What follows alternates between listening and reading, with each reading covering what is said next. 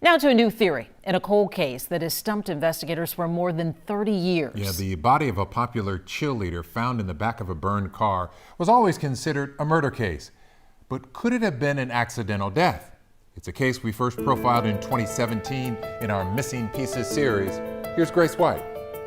The night she ends up being last seen, there's a party. There's a new episode of Cold Justice that's bringing an old case back in the headlines. She was a popular girl. Everybody liked her. 19-year-old Natasha Atchley was a cheerleader found burned to death in her car in San Jacinto County in 1992.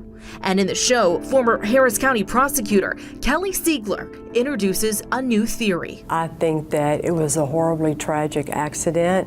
It seems like a big leap to go from murder investigation to accidental death. As a former prosecutor, how do you prove it? Well, you can't exactly prove it, and I think the crazy thing is no one saw it coming. I mean, we opened this case up because we thought we were going to try and solve a murder case. But Siegler says after reviewing the complete case file and interviewing witnesses, they couldn't prove anyone else was involved. She thinks Natasha left the party by herself and was high when her car got stuck. So you think Natasha crawled into the backseat, the hatch area, and that's where she died?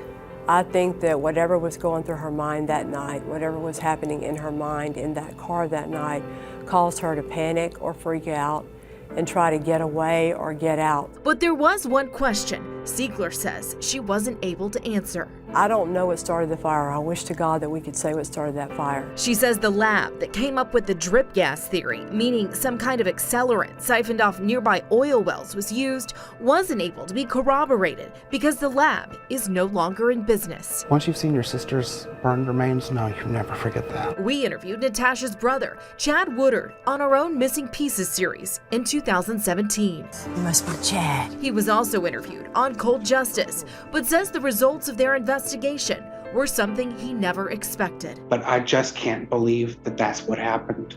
There's too many other unexplained things. He believes someone set his sister's car on fire. Had that car burned at a natural burn temperature, I could accept that. But it didn't. There had to have been another substance in the car. And he doesn't buy the theory that the car got stuck. We lived up a much rougher road, uphill, that Trans Ams and Camaros made it up on the daily. But he's thankful his sister's case file was reopened because he's not giving up. But do I want justice? Yes. Will I continue to fight for that? Yes. All right, Grace, what are investigators saying about the theory? And in their minds, is the case closed? Well, we called both the San Jacinto County Sheriff's Office and the District Attorney's Office. Both told us they are not closing Natasha Atchley's case. Sheriff Greg Capers told us we are always open to new evidence, and the DA's office said they encourage anyone with new information to come forward. Fascinating, all these years later, still trying to put together the missing pieces. We will keep following it. All right, thank you, Grace. Thanks, Grace. And we have much more of our interview with Kelly Siegler on the case on our KHOU 11 Plus app. Right now, it is free to download on both Roku and FireTV.